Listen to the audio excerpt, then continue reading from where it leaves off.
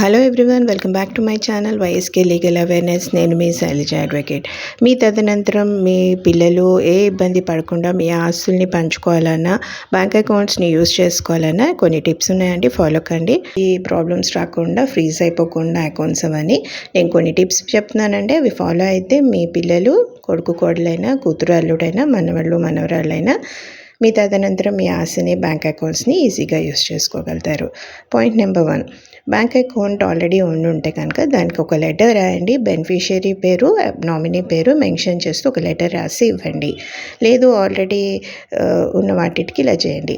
లేదు మీరు కొత్తగా ఓపెన్ చేస్తున్నారంటే ఫామ్లోనే బెనిఫిషియరీ, నామినీ పేర్లు ఉంటే నీట్గా మెన్షన్ చేసుకొని సబ్మిట్ చేయండి. పాయింట్ నెంబర్ 2, జాయింట్ అకౌంట్ మీ వైఫ్ పేరు కానీ, లేదు అంటే మీకు ఎవరు క్లోజ్ ఉంటే వాళ్ళ పేర్లు రాసుకొని జాయింట్ అకౌంట్ ఓపెన్ చేసుకోండి.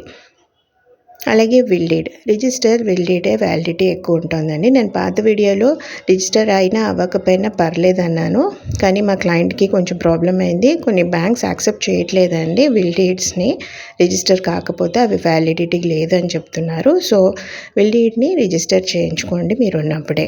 అది కొంచెం డబ్బులు ఖర్చు అయినా వ్యాలిడిటీ ఉంటుంది కాబట్టి మీ తర్వాత జనరేషన్ వాళ్ళకి ఇబ్బంది ఉండదు.